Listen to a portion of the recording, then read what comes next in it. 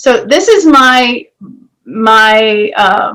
pet peeve area and some of the pitfalls I want to share with you that I've seen all across the country and in our own shop as well sometimes.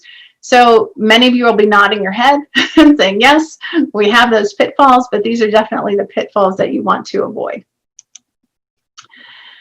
Never assume your customers know how to take care of their flowers. And also, at the same time, never belittle your customers for their lack of knowledge. So if I go to a doctor for surgery, I'm sure my doctor doesn't assume that I know what's going to happen during that surgery. Now, designing flowers is not the same as surgery, but don't assume your customers know how to take care of them. So when your customers come into the store to pick up flowers or when you're delivering them, make sure you either include a care and handling card that tells them how to properly take care of flowers, maybe add a flower food packet. They have instructions on the flower food packet, but I guarantee you, your customers are not always going to read those instructions. So when your customers come in to pick them up, hand them that flower food packet. Tell them this treats 1 quart of water, depending on the size of the packet, and tell them how to keep their flowers freshest for as long as possible. It's our job to educate them and share what we know. Never assume that they already know that. And this next one is a huge, huge pet peeve of mine. I don't like when it happens to me, and I don't want to see it happen to other customers. Never say no for your customers. What that means, don't assume your customer won't spend. If your customer comes in and says, this is the woman of my dreams, I'm going to propose to her, whatever the scenario or story is, start big. They will tell you if they cannot spend or don't want to spend that dollar amount. So what does that look like? So say a customer comes in, they give you this long story, love of their life, and I'm automatically thinking, but I'm looking at them and thinking, oh, they're not going to spend more than $50. Well, that's me saying no for them. They will tell me if they don't want to spend the $200, $250, or even $300 I might suggest at first. And they might say, oh, no. But let them say no. Don't say no for them. Don't make judgments or assumptions about how much your customers are willing to spend. And do not shop for your customers with your own wallet. So if you aren't comfortable spending $50 to $100 on an arrangement, does not mean your customers would not feel comfortable spending $100, $200, or even $300 on flowers for Valentine's Day.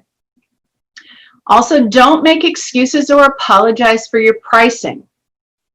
Don't go on social media and belittle your customers for not understanding or knowing what flowers cost.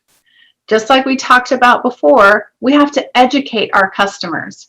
So if a customer comes in, maybe they've got a photo from Pinterest, and maybe they say, this is what I want for my mother for Valentine's Day. And it's got all high-end flowers. And what I might, and then if I look at them and think, oh, they're not possibly going to be able to afford this, I'm not going to say no to my customers in advance. I'm going to say, you have excellent taste. For an arrangement like this, with the quality of flowers that you're seeing in the arrangement, with very high-end flowers, and again, excellent choice on these flowers, I'd suggest spending $250 to $350 on this arrangement. And they might say, oh, that's great, that's perfect, I love my mother. Don't say no for them. And then don't apologize for the price or make excuses. Offer them options. Basically, every customer comes in with a product, a problem for you to solve. They need to send flowers to a loved one and they can't get to them.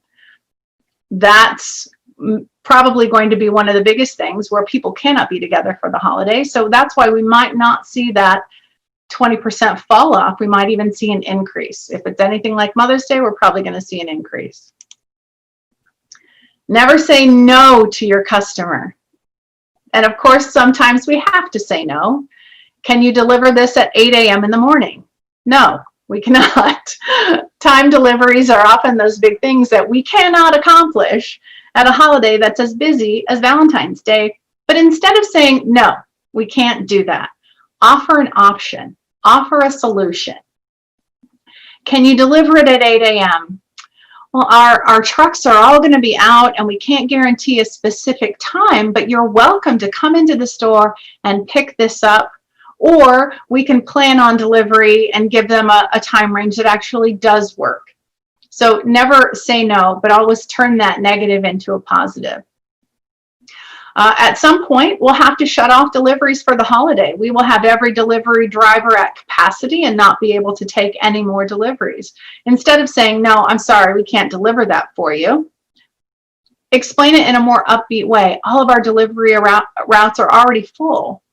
But again, you're welcome to come into the store and pick something up, or even offer the contactless curbside drop-off, which I'm assuming we will still do this year. If someone wants a curbside pickup, they'll call into the shop, we'll take the delivery or the arrangement out to them, and then they can deliver it themselves. Do, at the end of this year, assess the holiday immediately after it happens. As soon as you're clear of that last holiday delivery, sit down, take some time, write out all those things that we talked about in the beginning. What went wrong? What went right? How were my orders? Did I have enough flowers on hand? What was I scrambling for at the last minute? Some of those pitfalls will be due to planning that did not happen, and some of those may be due to market conditions, and we just have to be flexible. One other thing I'll tell you in this holiday is try to educate your customers that you're selling a look and not specific flowers, just in case we have flower shortages or we have to make substitutions. And this is a good rule of thumb all the time. Sell a look, don't necessarily sell specific flowers. Of course, red roses are going to always be the go-to, but we need to have other options, even as a substitute for red roses. So when we get through this, I mentioned that Valentine's Day checklist. That's going to have some great information about marketing for the holiday, promoting on social media, contacting your customers directly, and asking for orders.